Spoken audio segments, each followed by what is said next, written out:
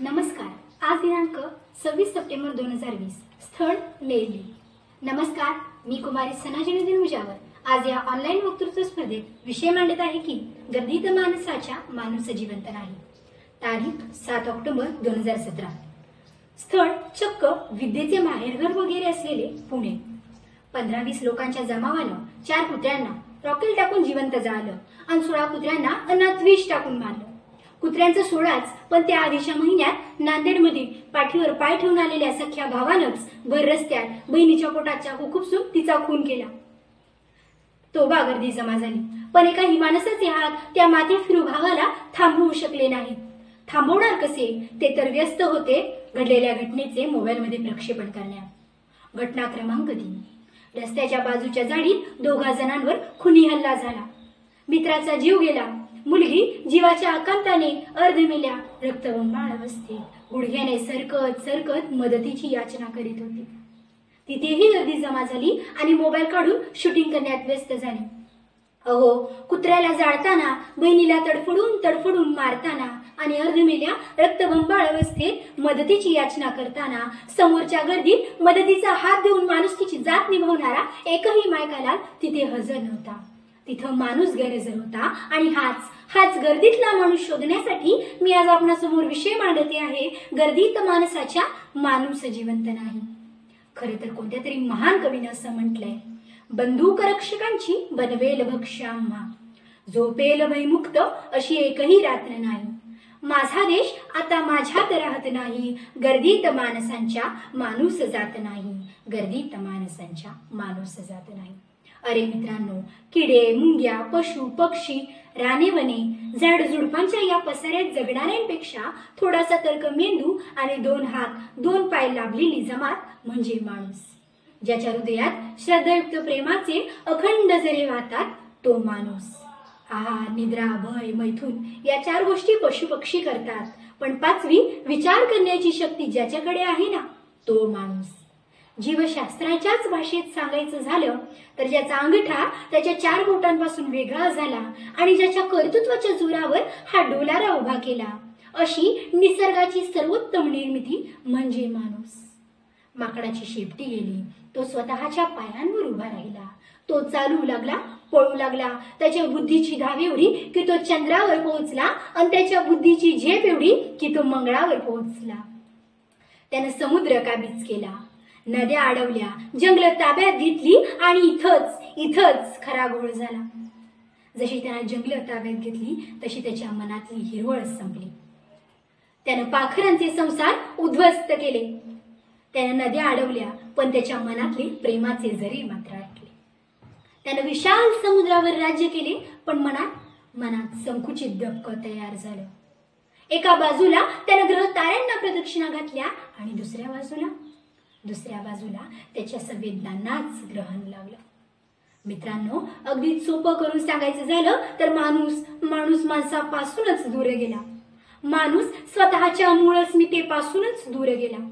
अहो, संध्याकाळच्या जेवणावेळी घासातला घास बाजूला काढून वाटीभर भाजी शेजारच्या घरी नेऊन देणारी पिढीच आज मुळात थकली. हो, आज रोज सकाळी शिळा भात आणि चपात्या कचरा कुंडीत टाकताना फुटपाथावर एखाद्या उपाशी लेकराला याची गरज असेल असं आम्हाला जेव्हा वाटत नाही ना, तेव्हा आमच्यातला माणूस हरवत चाललाय असं वाटतं. इथेच पाडगावकर म्हणतात, या झोपड्यात आली वाहून ही गटारे, या झोपड्यात आली वाहून ही गटारे, चिखलात हुंदक्यांच्या माणूस शोधतो मी, कोलाहलात साऱ्या माणूस शोधतो मी, गर्दीत माणसांच्या माणूस शोधतो मी, गर्दीत माणसांच्या माणूस शोधतो मी. अहो, आज कोणतेही वर्तमानपत्र घ्या, न्यूज चॅनेल लावा, व्हॉट्सअप ओपन करा, फेसबुक लॉग इन करा, तुम्हाला प्रचंड गर्दी दिसेल. ती माणसांची गर्दी, जी थंड असते आया बहिणींची अब्रू लुटताना. रस्त्यावर एखादा दुर्दैवी अपघात होतो, रक्ताच्या थारोळ्यात माणसं पडतात, तिथेही गर्दी होते, जी मग्न असते फोटो काढण्यात, शूटिंग करण्यात. अहो, एल्फिन्स्टनचा पूल पडला, तिथेही गर्दी जमा झाली हजारोंची, पण ती गर्दी धुंदीत असते माणसांना चिरडून, माणसांनाच तुडवून स्वतःचा जीव वाचवण्यात. एखादा भूकंप होतो, महापूर येतो, ढिगाऱ्याखाली हाडामासाची माणसं गाडली जातात, तिथेही गर्दी होते. पण गर्दीतलाच कोणीतरी समोर येऊन भाषण देत असतो, तर गर्दीतलाच कोणीतरी प्रेतांच्या अंगावरचे दागिने ओरबाडण्यात मग्न असतो. मित्रांनो, गर्दी कुठे नाही. राशनच्या दुकानात गर्दी, रेल्वे स्टेशनमध्ये गर्दी, हॉस्पिटलभोवती गर्दी, बसमध्ये गर्दी. पण आसपास माणसं उपाशी आहेत, लेकरं शाळेविना आहेत, हॉस्पिटलमध्ये कळ्या फुडल्या जात आहेत, शेजारच्या फ्लॅटमध्ये आजोबा औषधाविना एकटेच आहेत. हे आणि असं सगळं पाहायला आजच्या या आमच्या गर्दीला वेळ नाही. मित्रांनो, आज मातीच्या भिंतीला सिमेंटचा गिलावा आला, पण माणुसकीचा ओलावा मात्र पापुद्रे उडावे तसा उडून गेला. फ्लॅट सिस्टीम मध्ये, अपार्टमेंट मध्ये माणसं घरानं जवळ आली, पण मनानं ती तेवढीच दुरावली. आणि या सगळ्याचाच परिणाम म्हणजे इथल्या माणसांची मनं मुरदाड झाली. आणि म्हणून खरं तर आज हा विषय मांडण्याची गरज भासली. मित्रांनो, मान्य आहे मला, इतर प्राण्यांप्रमाणे माणूसही स्वार्थी असतो आणि त्याने ते असावंही. पण आपल्या भागल्यावर इतरांना देण्याची दानत माणूस सोडून इतर सगळ्याच प्राण्यांमध्ये आहे. अहो, जंगलचा राजा सिंह देखील स्वतःचं पोट भरल्यावर उरलेली शिकार इतरांसाठी ठेवून जातो. मुळात गर्दीत माणूस हरवल्याचं कारण माणसाचा लोभ, माणसाचा हव्यास आहे. अडाणी बहिणाबाई याच माणसाला उद्देशून विचारतात, मानसा मानसा कधी होशील माणूस, अरे मानसा मानसा कधी होशील माणूस, लोभापायी कार झाला माणसाचा रकानुस, माणसाचा रकानुस. पण मित्रांनो, एवढं सगळं असताना देखील आपल्याला या भयान गर्दीत माणसाला शोधावंच लागेल. आणि त्याची सुरुवात आपल्याला आपल्या स्वतःच्या अंतःकरणापासून करावी लागेल. या जाती धर्माच्या गर्दीत जो फक्त मी भारतीय आहे अशी ओळख देईल ना, तिथे सापडेल माणुसकी. एखादा मुलगा रस्त्यावरच्या चौकात भीक मागताना दिसेल आणि त्याच्या हातात जो सर्वात पहिल्यांदा पाटी पेन्सिल देईल ना, तिथे सापडेल माणुसकी. प्रत्येक घर स्त्री जन्माच्या स्वागतासाठी सज्ज असेल, तेव्हा तिथं आम्हाला सापडेल ती माणुसकी. मित्रांनो, हिंदू, मुस्लिम, शीख, ईसाई हे शब्द या मातीत गाडले जातील, तेव्हा इथं खऱ्या अर्थानं उगवून येईल ती माणुसकी.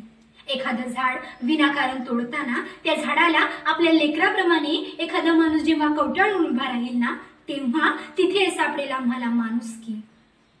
तेव्हा या विचारमंचावर हा विषय मांडण्याची गरजच भासणार नाही, कारण तेव्हा जी गर्दी असेल ना, ती गर्दी असेल माणुसकीच्या माणसांची, अस्सल माणसांची.